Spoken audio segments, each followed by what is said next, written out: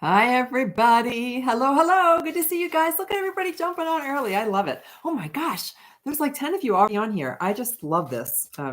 Yeah, and my phone and my computer won't keep in the same time, so I should have been paying a little more attention. Oh. Okay, sorry. All right, I see I was muted. Can everybody hear me now? Okay.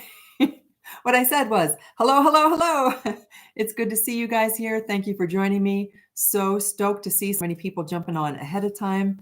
A lot of fun. So tonight we are going to be, well, a lot of fun because I enjoy spending time with you.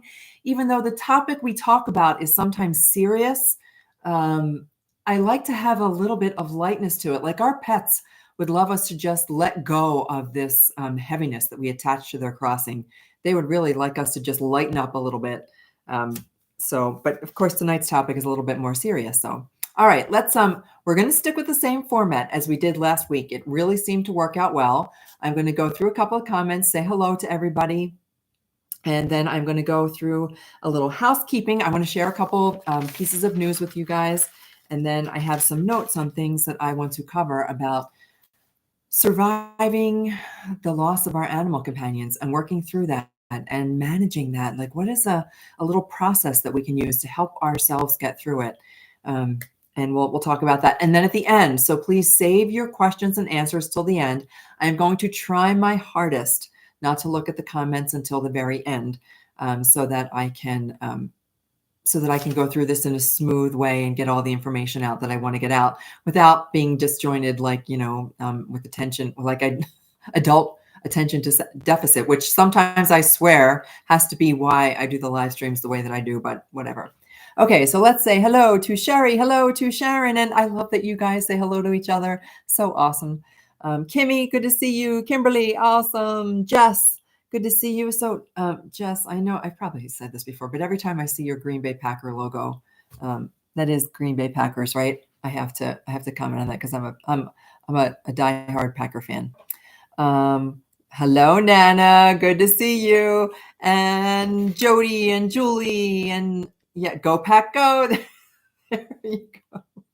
Go Pack go.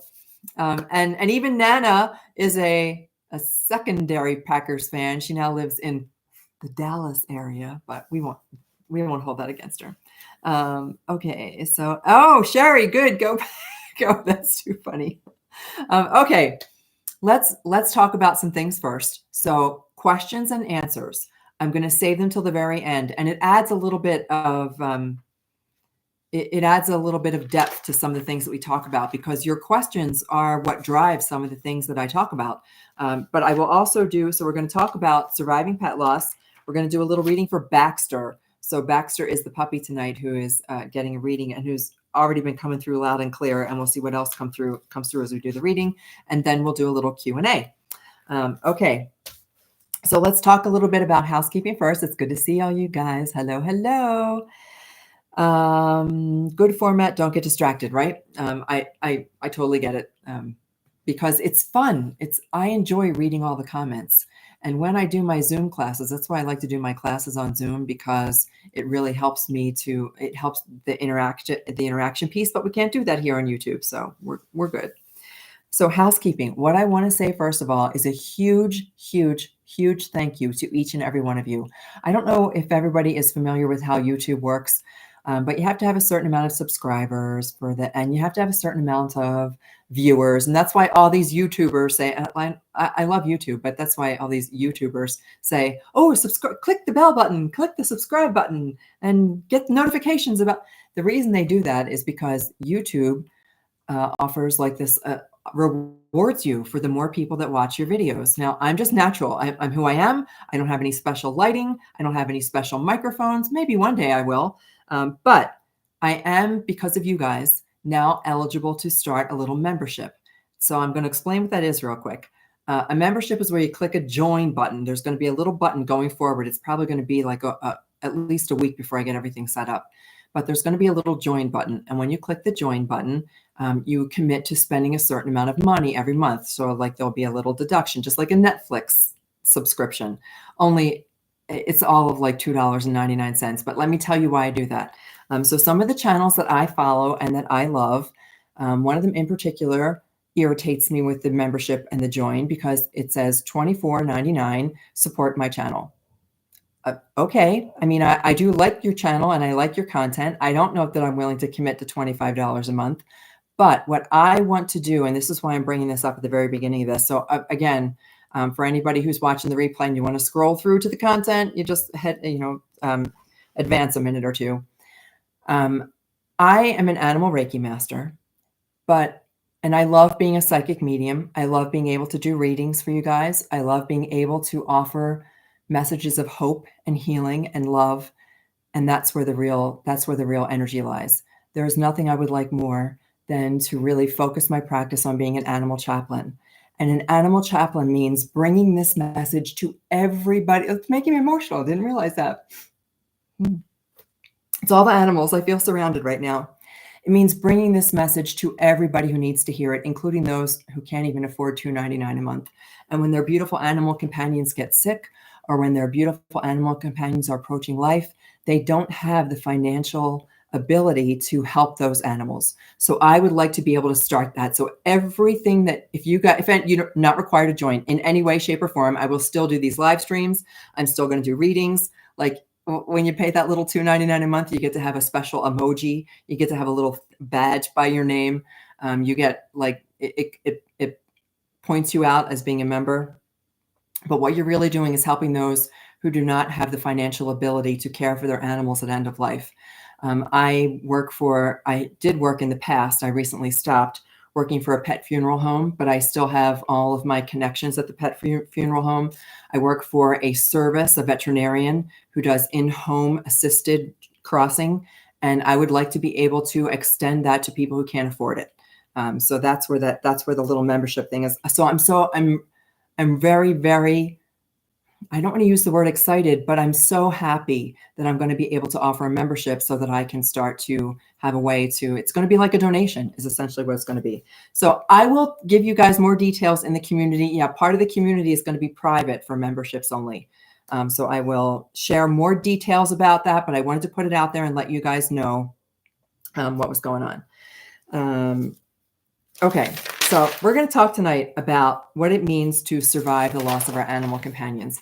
All of us on this channel, I've got all my notes here, all of us on this channel, including myself, have had animals who've crossed to the other side, and it's what has connected us. This is exactly what has connected us together, and I have some thoughts, both as an animal Reiki master and as an animal chaplain. I have some thoughts for helping people work through the whole grieving process. And I'm going to share some pretty frank and some pretty vulnerable information about before I was in this awakened state and enlightened state, when I was in corporate HR, and my thoughts about what happened when people would come to me and say that they had lost their pet. We'll get to that in a second. So I'm going to take one last quick look at the comments, and you guys can always comment between each other, but I just want to make sure. Hello, Mystical Designs, Nanya. Hello. Julie, Kimmy, Nanya. Okay, so we're all good. So I'm not going to look at the comments now for a little bit until the end. So save your questions to the very end. Let's talk about surviving pet loss. I want to start with my own experience as a human resources executive. When I hear the term HR now, I still believe that I was a pretty good human resources exec. I was empathetic, and I tried to manage both sides of the business, oh God, this sounds so corporate, both management and employees, and how to balance that relationship and how to help employees. I really, more than anything, I loved helping employees like get promotions and find the right job for themselves, so that if they were like, if no job, and this is just my HR person coming out for everybody right now, there is no job anywhere on this planet that should ever make you cry.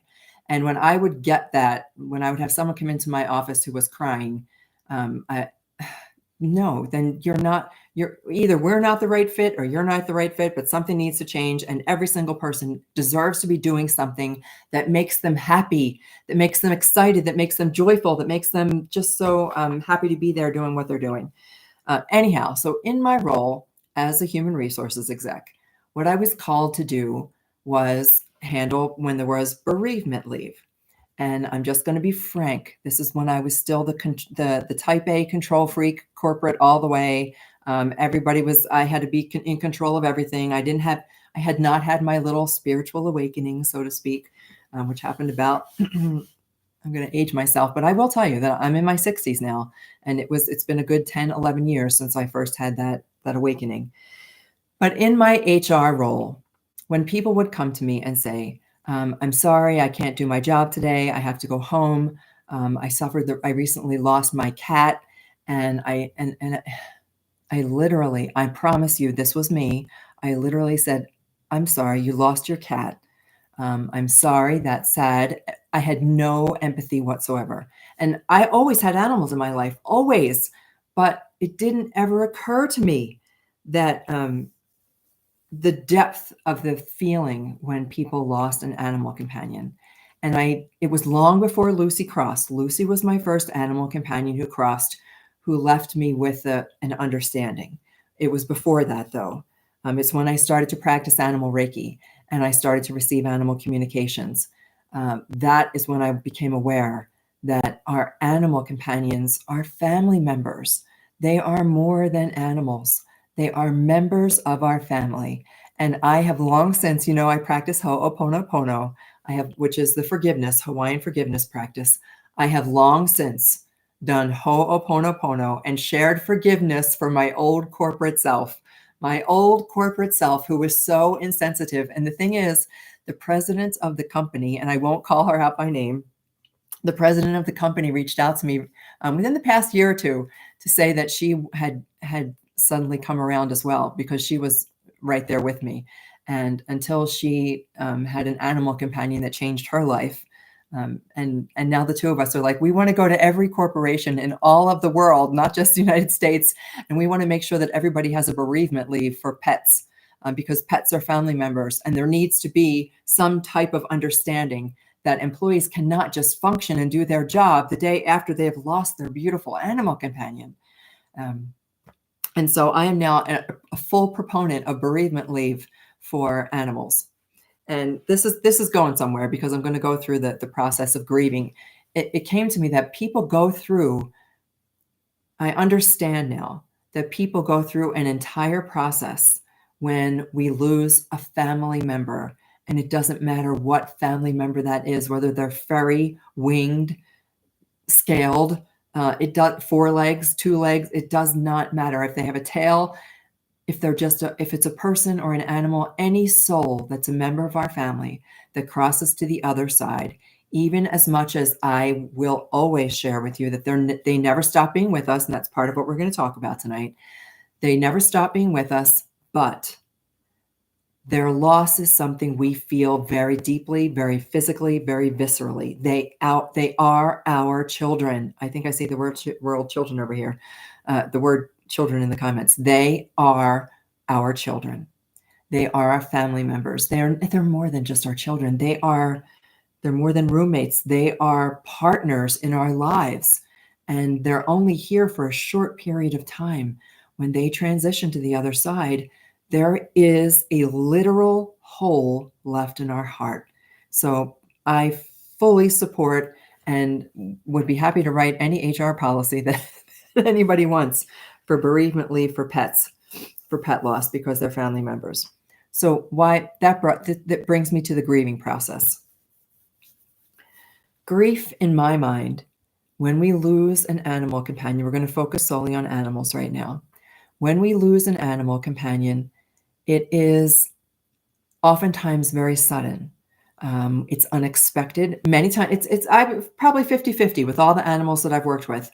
There are animals who their human companion is aware that the end of life is approaching, either from aging or illness, or it is very unexpected. Something traumatic happens, or an illness happens that's very unexpected, or like the beautiful Kitty. Kitty just crossed to heaven, just crossed instantly without any warning whatsoever. Kitty was gone from us. So I can't remember where I was going with that whole story now. That grief is gone, whatever the little thought was. So back to my notes here. Grief is different for all of us. When we lose our animal companion, that's where I was going, and it leaves us with a hole in our heart. It leaves, sometimes it's more than that. Sometimes it leaves our heart in pieces. Sometimes we don't even know what to do with that. And I think it's all unique and all individual to each and every one of us. So each and every one of us has a different experience when our animal companions cross. When I think going back to childhood. So let's go back to childhood. And my childhood dog, I honestly have no memory of Peanuts crossing. I don't even remember it. I was probably a teenage girl. I was probably a older teenage girl, if I'm thinking this correctly. And I was wrapped up in my own little teenage world. And I do not remember my beautiful Peanuts crossing to the other side. Although now I connect with her all the time. And Baxter, as soon as I looked into Baxter's eyes from the picture that I got from Baxter's human, I saw my little Peanuts. And then there are other animals who crossed quickly, some who crossed after a long time with us. And each one of them, with each experience, I had a different level of grief. And I understand now that grieving, there's no linear process to it. If anybody's ever seen, like there's movies about, not movies, there are psychology books, there's different things about the whole grieving process, and it's a 5-step process. And first this, and then that, and then this happens, and then that happens. Human beings are so linear. We have to have everything in line. We have to have 1, 2, 3, 4, 5, and that's the way we do things.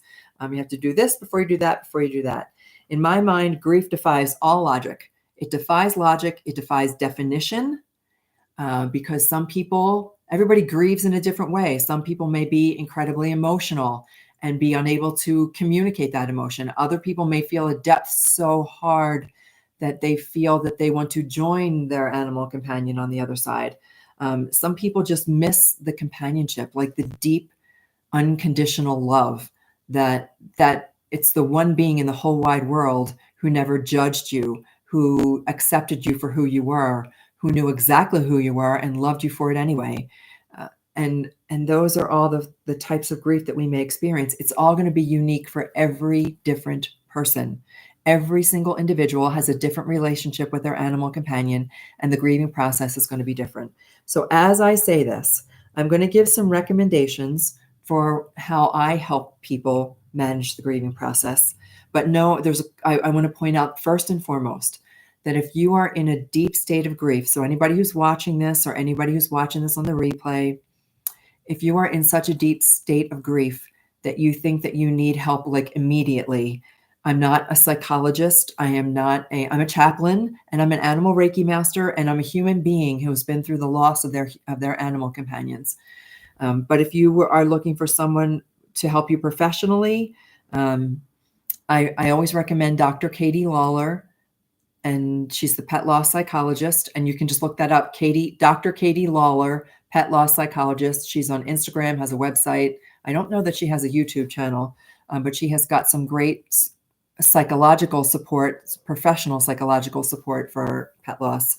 And then there are any number of other organizations that I never realized until I started doing this as a chaplain, how much support there is out there for people who have gone through pet loss. So don't think that you're alone. You are not alone. Even beyond this community that we're growing here, you are not alone. There are so many groups.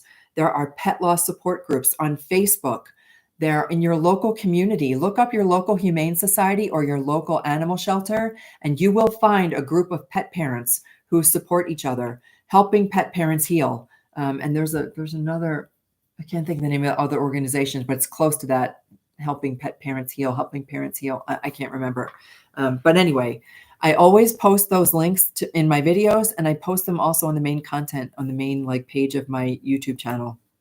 So if anybody needs that kind of help.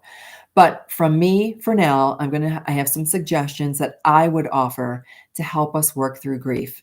I receive comments all the time. I receive lots of positive comments, lots of uplift, and I love you guys for all that. And I love you for supporting each other. But I also receive just as many comments and emails saying, I don't know what to do with this sadness. I don't know what to do with this feeling. And so I'm going to offer some suggestions. The first suggestion I have is that I would encourage you, that's a better word. I would encourage you to be an active participant in the grieving process. So I know that there are days when we would just love to stay under the covers, covers pulled over our heads and not get out of bed and not do anything. But I think if we are going to heal, that we have to be aware that we're going through a grieving process, and that there are steps that we can take to help ourselves heal, and that we can reach out for support if we need it, including this community. We can reach out for support. The first thing I'm going to talk about is probably the hardest thing. This is one of the things that gets people unexpectedly, whether they have been anticipating their animals crossing or it happens suddenly, whether they helped their animal to cross or their animal crossed on their own. It's the immediate things that need to be dealt with after our animal companions cross. Super hard topic to talk about. It's a super hard topic to listen to. But here goes. And the reason, it's the reality and practical side of our animal companions crossing. Now, as humans, many of us already have plans in place for our crossing. So I know my dear mom has made sure, and Nana has made sure that it's not something that her kids have to worry about. It's all taken care of. For me, I know what my plans are. My plans are personal, and it's all, my children also will not have to worry. But regardless, when our animal companions cross, we are often unprepared for that situation. We don't have many animal chaplains. There are not many people to guide you through the process. There are very few places to turn where you can get information. What am I supposed to do now? And sadly, some of us would love to have our animal companions like right in our own backyard, which is what I would love to do as well. But sometimes we don't have backyards, and many times it is not legal. Our communities have made it not legal for us to bury our poor animal companions in our own yards. There are very few pet cemeteries left. I can only think of two here in the whole Colorado area. I can only think of two that where there are cemeteries for animal companions. So what do we do right away? It's something that we have to deal with. The decision has to be made immediately when your animal companion crosses.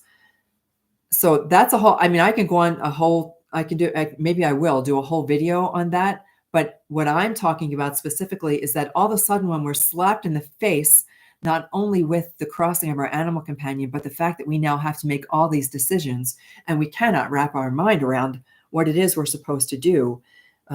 Nobody thinks about that. And it impacts the way that we grieve, because we're right away forced to make some kind of decision for our animal companions.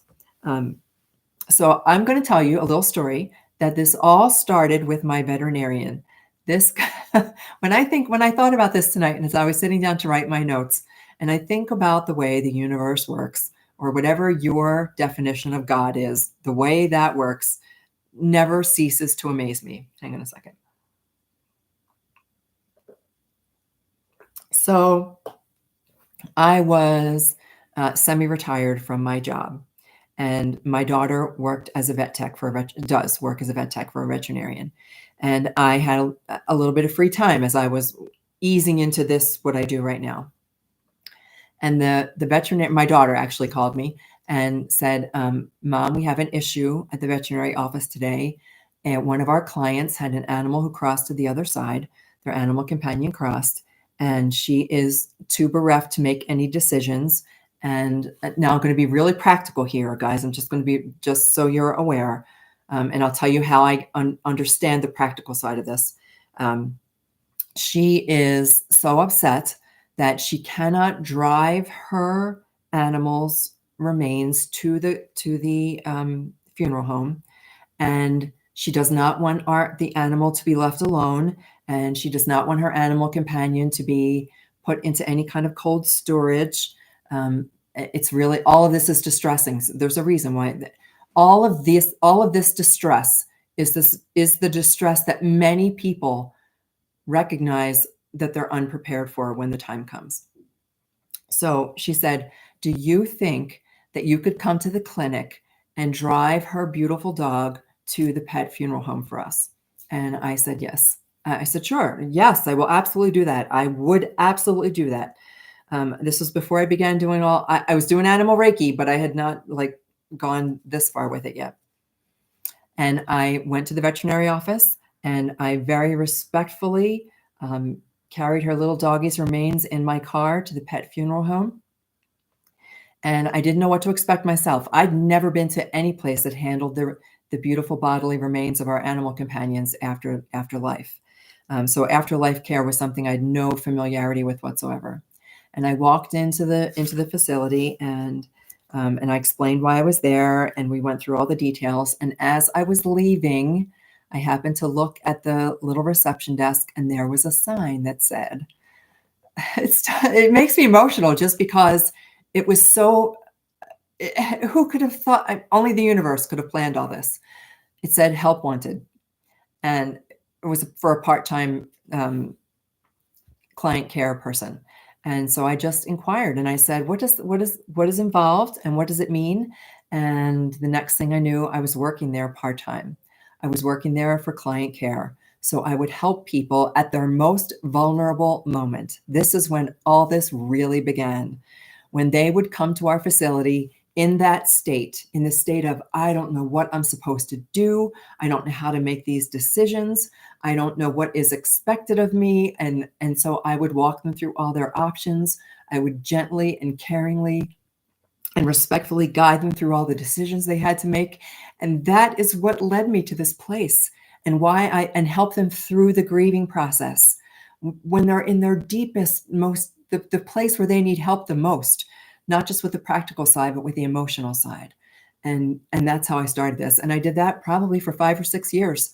And it was something that I still deeply miss. Although now, because I've taken a little bit different, it's kind of evolved, right? Things have kind of evolved.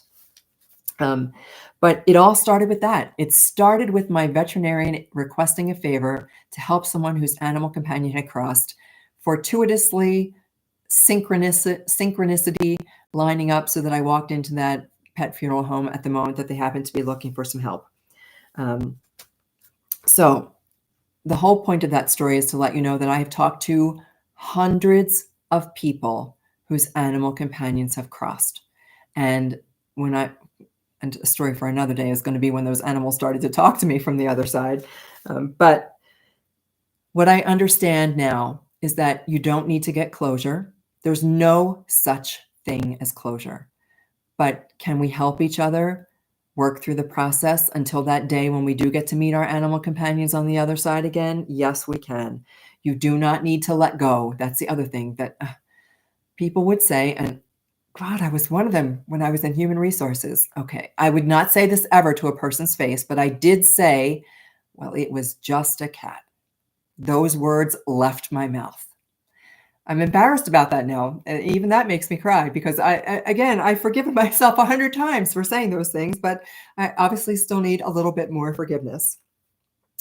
But you do not need to let go. There's no such thing as closure, but we can understand how to maintain a relationship and how to continue the contact with our animal companions on the other side. Okay, so life after loss, what does that look like? As I mentioned, you don't need to let go, and there is no such thing as closure, but we can learn to live again, and we can learn to live again by loving. I have a couple suggestions. So the first thing is engage with others. Groups like this, connect with each other, just like you guys are doing in the chat. But there are many. There's not a ton, but there are other resources out there on YouTube, on social media.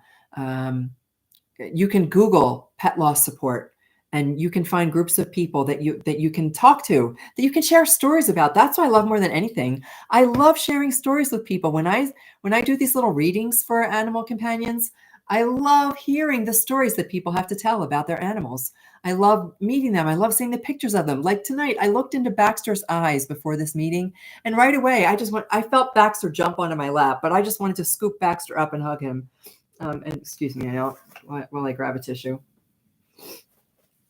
So engage with other people who have been through a similar experience, because you can at least have a shoulder to lean on. You can at least have someone to talk to and someone to share memories with, someone to share those stories with. Oh, the good stories. You guys all have great stories, I'm sure, about your animal companions. And that's what you can share with each other.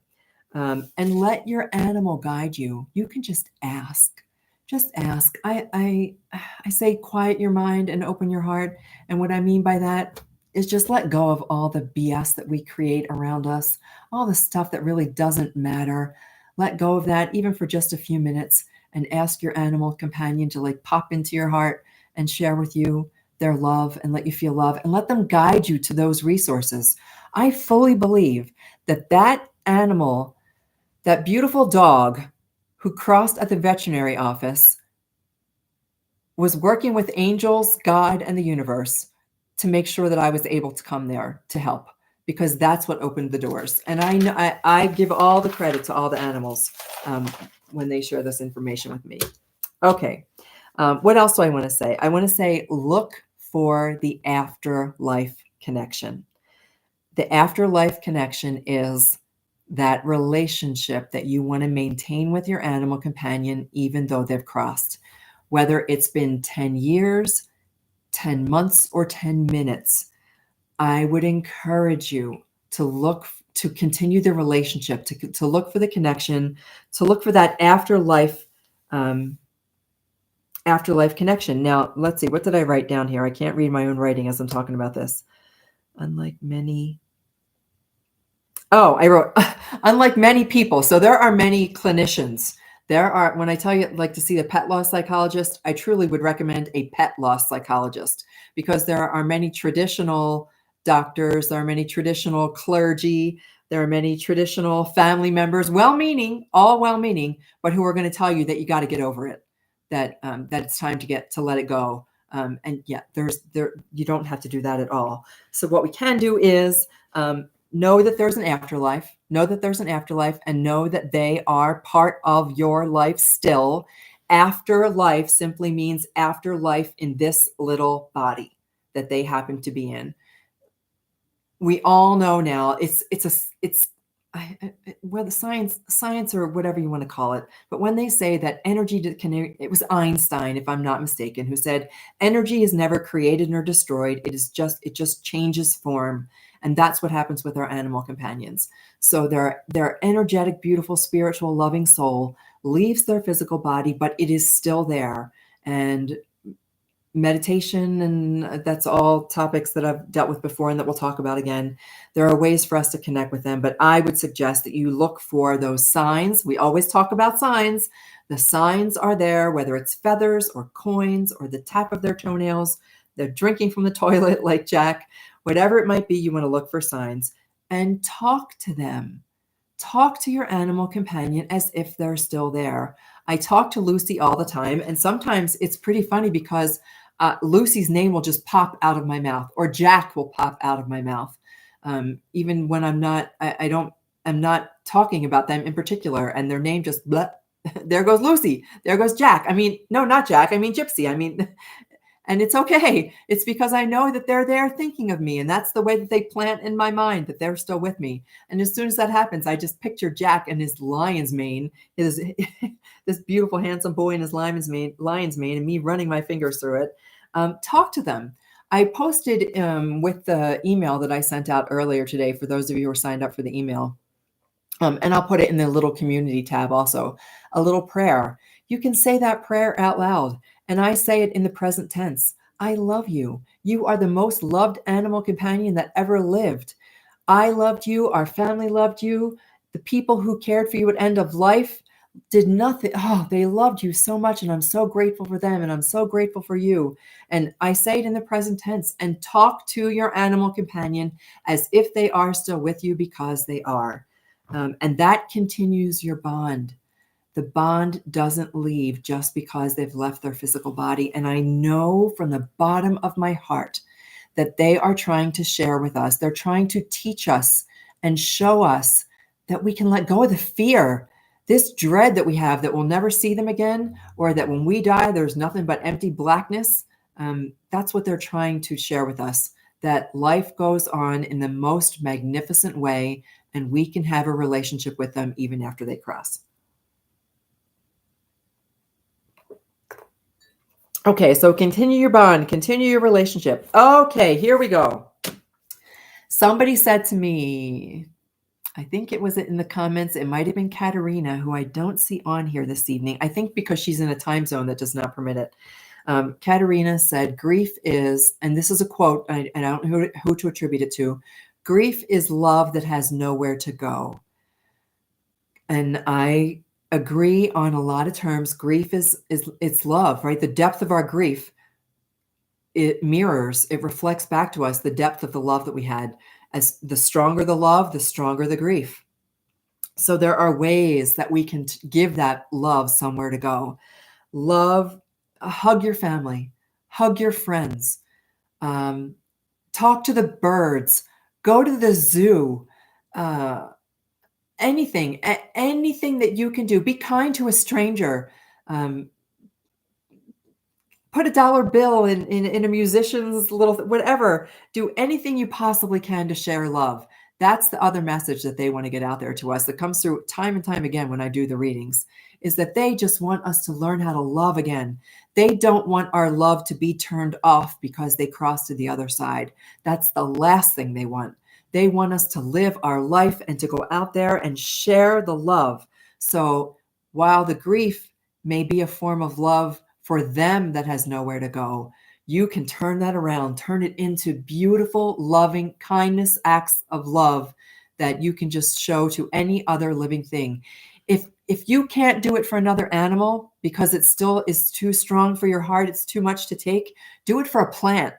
Buy flowers, love anything, show your love however you can, hug whoever you can. Go out of your way to be kind to someone, and your animal companion will be able to start to get through. It's like putting the little pieces of the puzzle back together again, helping your heart to heal, stitching it up little by little, because our hearts are stronger than we possibly know. Be a Care Bear. Just go out there and be a Care Bear and let your heart light shine to whoever might need to see a smile that day. That's what our animal companions would like for us to do. Okay. Wow. I don't even know all the things that I've said. I'm going to look at the comments now real quick before I do Baxter's reading. Still grieving and healing over the loss of Penny, even though it's 6 months. Steve, I hope that some of this does help. We are not alone. I've gone to the Rainbow Bridge site. I'm not 100% sure. I'm sure there are websites out there called the Rainbow Bridge. I did start a Facebook group called the Rainbow Bridge. It's been a while since I've been in there, since I started the YouTube thing. I've kind of neglected that particular group, but people support each other within that group if anybody's interested in that. Sherry says she's in a group that helps support. Beautiful. And to Nunya, even light the candle. Okay. We're going to talk about memorials. That's a whole different topic. I have all kinds of ideas about how we can memorialize our beautiful animals, how to create ceremonies ahead of time, if anybody's interested in that, so that when the next time an animal companion does come into your life, or if there is one right now, how we can be proactive in being partners in their life, and partners when it's time for their life to end. As we all know, their lives end so much sooner than ours. So there are ways that we can be partners in that process. Bravo that you saw the light. Pets are our soulmates. They are definitely our soulmates. And that's, I got to write that down. Whenever I see something that strikes me, pets are soulmates, more than you possibly know, or maybe you do know. They are soulmates through all time. Our animal companions have been with us. They chose us, and we chose them long before either of us came to planet Earth here. But that's a whole topic for another day. Okay. So I am going to let all those comments go by. We'll see if anybody has questions after I do this little reading for Baxter. All right. This is Baxter's reading. Now, the picture, as soon as I look at a picture for our animal companions, and that's the other thing, I'm probably going to start doing full, like, complete readings where you and I might get on a Zoom call if anybody's interested. I think I'm almost at my 100th, which was my personal, I set a little target for myself to do 100 complimentary, to help me practice too, readings for animals. But anyhow, neither here nor there. Let's talk about Baxter. So the minute that I look at one of your animal companions' pictures, I already start to feel them. And in some cases, I don't even need to see their picture. I don't need to see their picture. You just tell me their name. And sometimes I don't even need to know their name. People have sent me an email that said, I would love for you to please be able to connect with my animal or connect with my pet. And right away, I'll just get a sense of things. And you guys can do this too. We're going to talk about animal communication in a future week because I want to share with you at least a little bit. I teach this stuff, and a couple of you are in the classes. I teach this stuff because I know that every single one of us is able to connect with our animals on the not just on the other side, here and on the other side, and not just our animals, but all animals. Have you ever seen? I have a picture of my granddog Stanley talking to a horse. And somebody else, then after I posted that little picture, somebody else sent me a picture of their dog talking to a horse, nose to nose. Nose to nose, they're standing there just looking at each other, nose is touching. You know there is something going on there. There's information being shared. And it's not just dolphins and whales, who we now have proven to be able to communicate. Dolphins, whales, bees, all animals, all plants have the ability to exchange information. And how do animals know to flee an area ahead of a natural disaster? It's because they are able to communicate. And I like to be able to share with you guys that we can all get this. So I got way off the topic. Let's go back to Baxter. So Baxter, what I did was I looked at Baxter's picture like I do for all of you. Look at Baxter's picture, and Baxter right away, I saw in his eyes my little Peanuts. Now, Peanuts was so Baxter's human can tell me if any, as always, what resonates and what does not. Peanuts was part Chihuahua and part Manchester Terrier. And a Manchester Terrier is not a common dog. So she had a little bit of a longer snout. She was not, you could tell right away that she was not full Chihuahua because there was something different about her. She just had some Chihuahua in her. And that's immediately what I saw as soon as I saw Baxter. Now, Peanuts in her later years, and this Peanuts is what jumped out at me. So tell me for Baxter's human, let me know if any of this makes sense, either the name of Peanuts or how I'm describing Peanuts.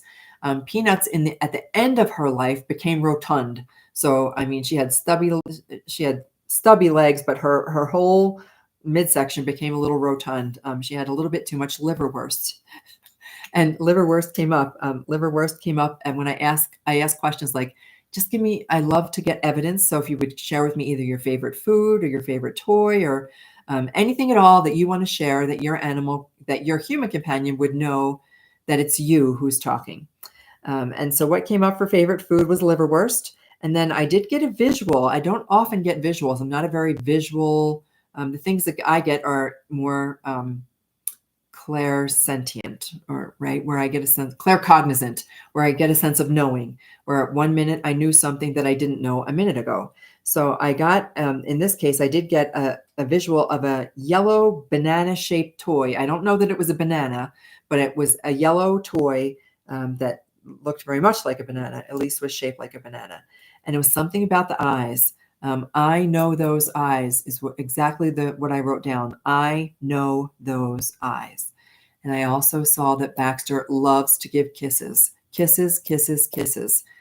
Sometimes obsessively kissing is what I got with that. I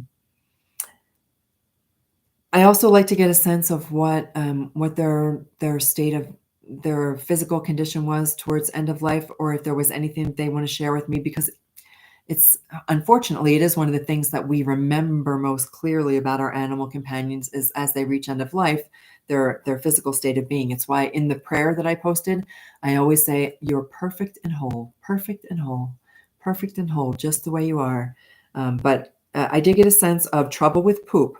That's how it came through. Trouble with the poop, perhaps constipated. I also got a sense of mucus and a cough. Like right now, what happens when I do these things is I will get sometimes physical sensations. Cats often give me anything that might be going on. I get things in their throat and I get intestinal things. But in this case, I got mucus and a cough. Definitely, there was a cough that was going on with Baxter. That came through enough to make me cough. And then this sense of mucus. Like right now, I can even feel this heavy feeling, heavy nasal feeling um, in my nose.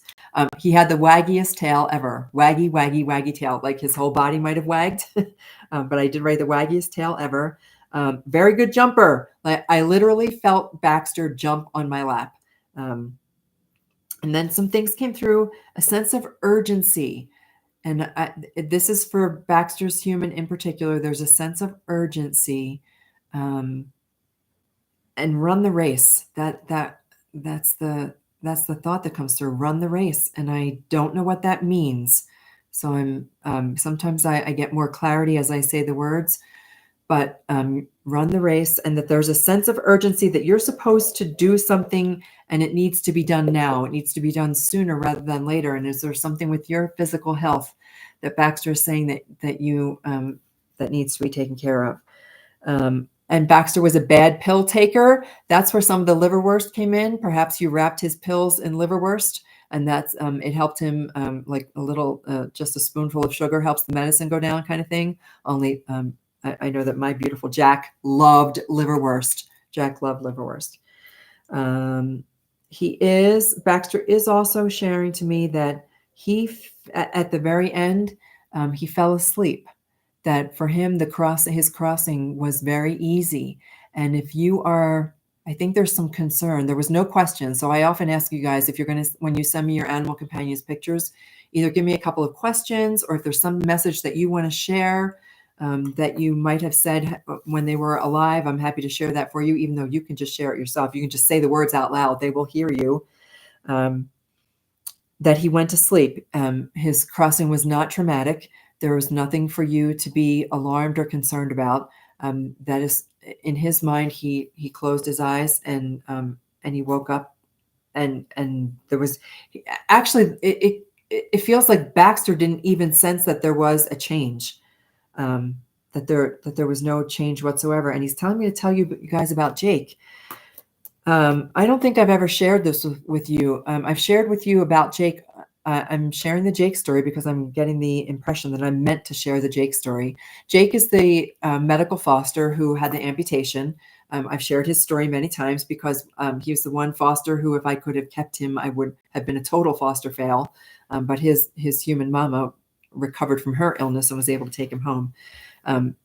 But when Jake was crossing, I was invited to come share that space with them. So Jake's human mama contacted me and let me know that it was time for Jake's crossing to be assisted. And we went and spent the afternoon together. And it was me and Jake and his mama. And we were at the veterinary office. And this was, I don't know why I'm being called to share this, but somebody needs to hear this. When Jake was, like I say, a little prayer, and I help create this little ceremony, and it helps everybody when we have a little ceremony and when we can just be calm and helping Jake feel at peace. We were helping him feel very peaceful. And he was just like Lucy. He was laying across our laps, and we were all kind of holding him. And the time was coming, and he was so peaceful. He was almost smiling. He was a border collie. He was almost smiling with the level of peace. And then I got a sense from him. He was like, wait. I'm not sure that I want to cross. I didn't realize you guys weren't coming too. And that was more like directed at me and his mama. I didn't realize, wait, you're not coming with me? And so I shared a beautiful one. As soon as I received that message from him, I shared with him right away. I'm like, it's okay, because we are going to be here the second. You're not even going to notice. It's going to be seamless. You're going to close your eyes. You're going to wake up whole. And I pictured him with all of with his whole body happy and young and puppy. And I said, you're going to wake up and everything is going to be fine. You're going to be perfect and whole. And we will still be here with you. And you will still be here with us. And with that, he closed his eyes and crossed. So whoever needed to hear that story, I don't know why, but Baxter is the one who's telling me to tell the story of Jake. So there you go. Okay, last thing about Jake. The last thing about Baxter is that you can feel his tail against your leg. That's the sign that he sends you all the time. You may not recognize it, but he wagged his tail so much, and you know what that feels like, right against your leg. Like I feel it against your calf and your shin. that he's banging your ankles. And something about an ocean and seashells, that is your sign. Whether you're supposed to pick up a seashell, hold it to your ear, and hear something from him. But I got ocean and seashells are the sign that you're supposed to receive. Okay, so that's what I got from Baxter, and for Baxter's human companion. So please let me know. You can if when you're, I don't see Baxter's human on here, but when you're watching the replay, you can either send me an email, which is fine. A lot of people do that. They send emails that they're not public. They just are very private, which is totally fine. Or you can comment in the comments, and I'm going to read real quick. If you guys have any questions, anything at all that you want me to answer for you right now, otherwise I'm going to read this. Hi, Brandy. I'm backing up a little bit. In a group. Hello, friends. Very true.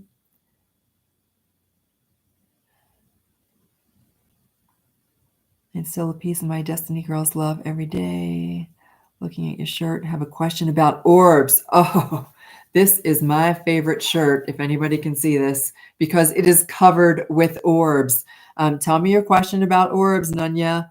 Kimmy Cat says, I follow a medical medium who sees 12 phases of transition. She sees all animals through our lifetimes lined up. I'm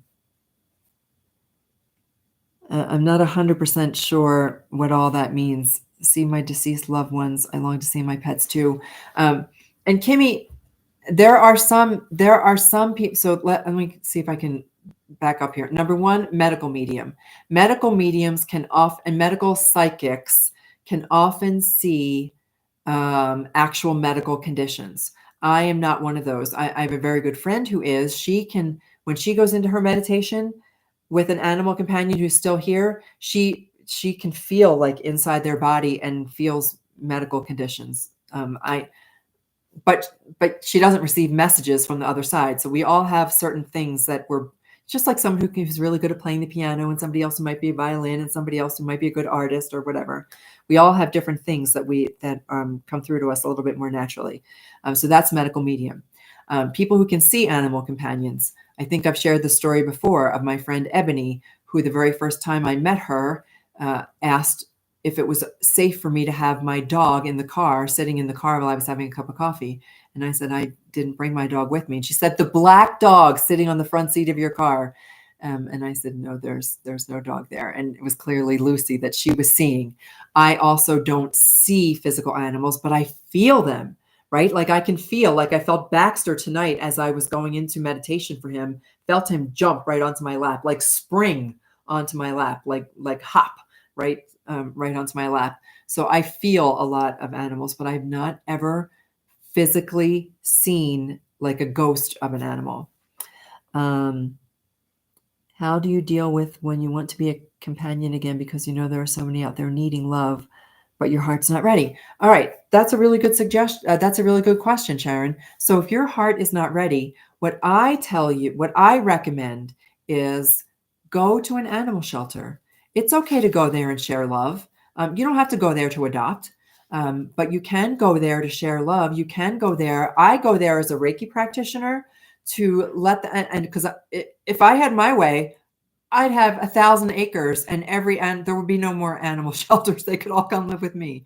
But I go to the animal shelters and just share love. I walk peacefully around. I say hello to the dogs. I say hello to the cats. If there's anybody who catches my attention, I just let them know that they are on their way to their forever home, that all is well, that as soon as they can find, like that they should look their next forever person in the eye, and just be there and sit there and look them in the eye and know that they're going to love them and take them home, because when they get to go home, that means another dog gets to come in and find their forever home. So those are the things that I do. And I don't have to bring every animal home. And if you're not ready, you don't have to. You can just go there though and share love. And then maybe one day, I'm not going to point out the person, but it is somebody in this group. I don't see her here tonight though, who adopted a cat, but 18 months later. So the little kitty cat was at the shelter. She saw the kitty cat at the shelter, but was not ready. Her heart was not ready. Kitty cat got adopted 3 times. and 3 times got returned until this person brought her home. And now that this kitty cat has her forever home with this person. So our animals, excuse me, have a way of connecting all the dots, of weaving the web, that when we are ready, they will help us find a way to know that we're ready. And they'll find their way into our home. When I go to bed, I use my phone's camera. Yep. Oh, orbs appear. How do I know if it's the cats or past family members? There's more than 3. No, I'm sorry, I'm hot again. I don't know enough about that to answer your question with. I can go with what I think, but Nanya, I'm going to look up more on orbs. I know that orbs are real, and there are, there's some quacky TV shows, and you don't know if it's fake or real. And how can you? Because it's a TV show. There's things like editing, and there's, but how do you? I've seen orbs. I've seen plenty of orbs on my own photos. And how do you know who they are? I will do a little bit more research on that for you, Nanya, and we will include that as a topic for a future conversation. But I do know that orbs are one of the ways that all souls find to come through to us. It's a way of, it's because their energy is so, they don't have a physical body anymore, but they still have energy. And that energy has a way of being picked up on cameras and cell phones. I've seen it happen on Polaroid cameras, on regular cameras. Some of it is clearly when it's a reflection from the sun, but other times there's no explanation for very distinct orbs on these photos. So I'll do a little bit more research on it because that kind of stuff fascinates me. I love that. Can you imagine? I just love the idea of somebody taking a picture of me and all of a sudden there's an orb behind me. And I'm like, I didn't even know they were there. And I wish that I had so that I could talk to them.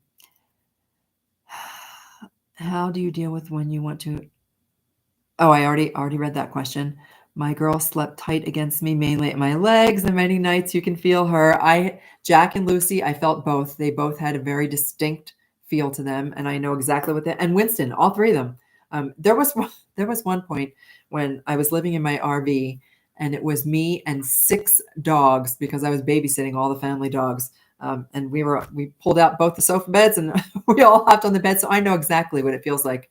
For every single dog had their own particular way of jumping on the bed. Jack, most definitely. I can always tell when Jack gets on the bed.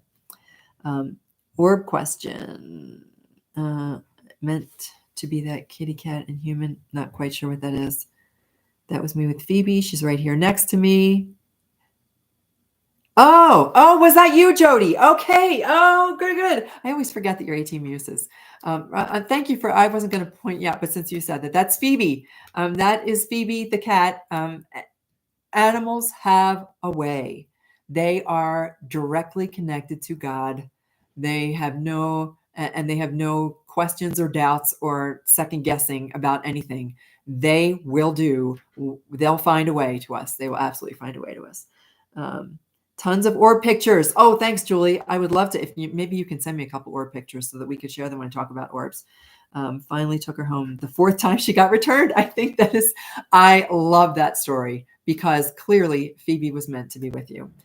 All right, guys, we are at an hour and we're going to wrap things up. So I will see you guys all again next week. And I'll keep you posted as we build the membership community and all that kind of stuff going forward. But for now, have a beautiful evening, morning, night, wherever you happen to be in the world, and may animals light your way. Take care.